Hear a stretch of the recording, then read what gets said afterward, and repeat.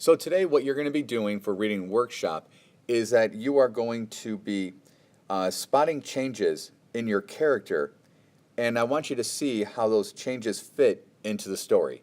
So basically, what that means is that as a reader, you anticipate that a character is going to struggle and going to grow throughout a story, because that always happens. And that's going to be today's feature for reading workshop.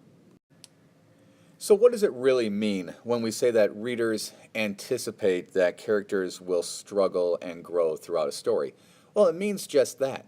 I mean, if you even look at yourselves as an individual, every single year when you start off in a new class, you start off as one person, but then you grow over the course of the entire year, and you actually end up becoming someone who's totally different.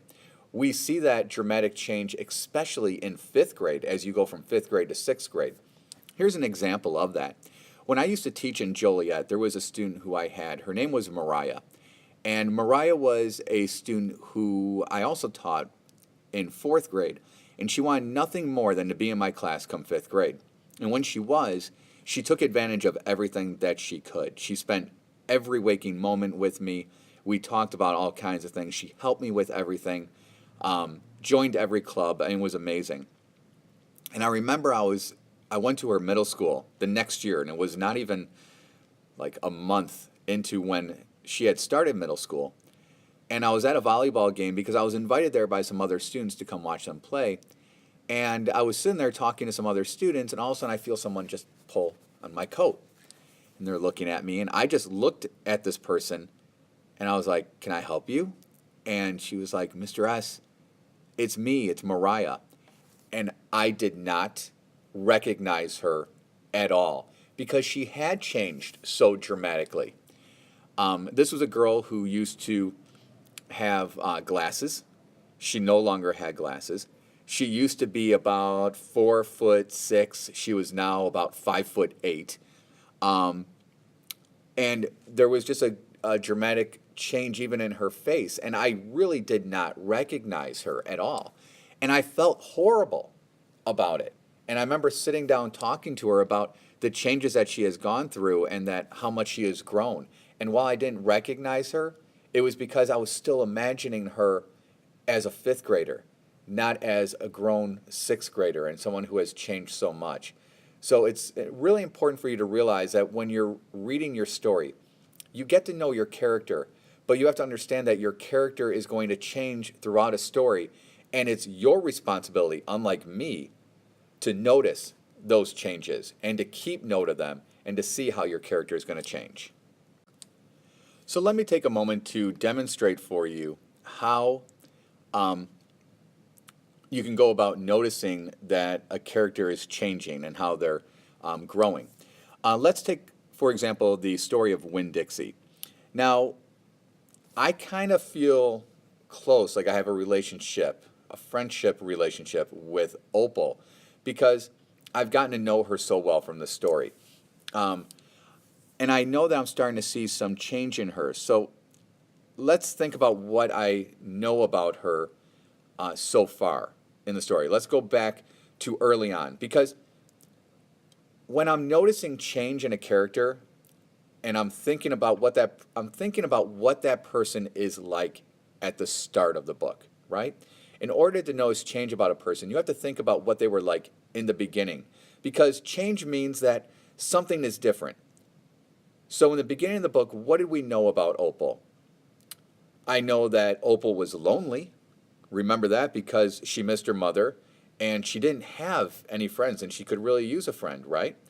I know that she had a soft spot for animals because she, took in that mangy mutt, Winn-Dixie, from the grocery store.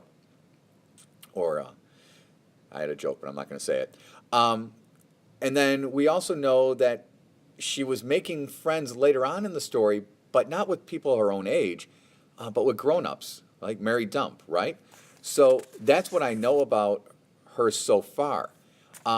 But I found this passage in the story because I've been reading on, and this screamed to me change. And it was something that really surprised me because it was so uncharacteristic of Opal.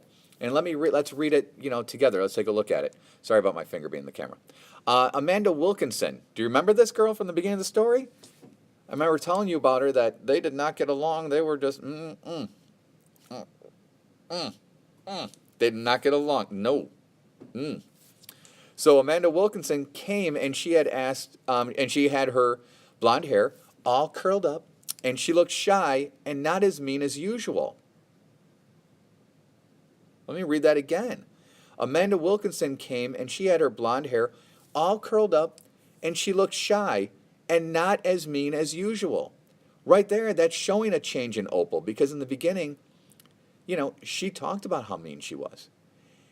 And then Opal says, and I stood real close to her and introduced her to Gloria Dump. That's a big thing, because before she never interacted with kids her own age. I was surprised at how glad I was to see Amanda, and I wanted to tell her I knew about Carson. I wanted to tell her how I understood about losing people, but I didn't say anything. I was extra nice. So you can see why this paragraph really stood out to me, because Opal couldn't stand that pinch-faced Amanda Wilkinson just a little while ago. And is this the same girl, Opal, who was making friends with grown-ups instead of kids her own age? Yesterday our lesson was talking about characters acting in a surprising way. This is a surprising way. So it shows how the character acts surprising, and it's showing me how the character is making changes and is growing.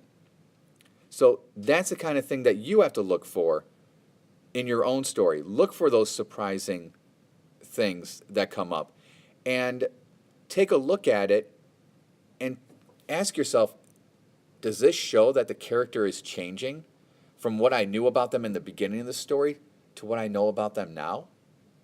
And if the answer is yes, then cool, you're doing well. So what is it that I expect from you today during reading workshop? Well, I know that every day that you are reading during class time, that you are continuing to grow theories about your character, and you're predicting what they're going to do next. So as you continue to do all of this thinking, you should also be on the lookout for change in your characters. Especially notice whether the character changes toward the end of the book and how they change.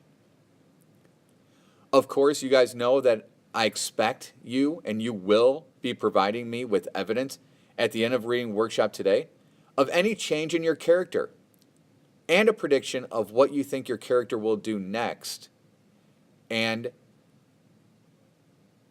how they will end up doing it. So of course I want to see those things. So good luck today in reading workshop. I expect you to be working quietly and independently and really getting involved in your book and digging deep into the strategies that we've been going over, because these are the things that are going to make you a much better reader. Good luck today.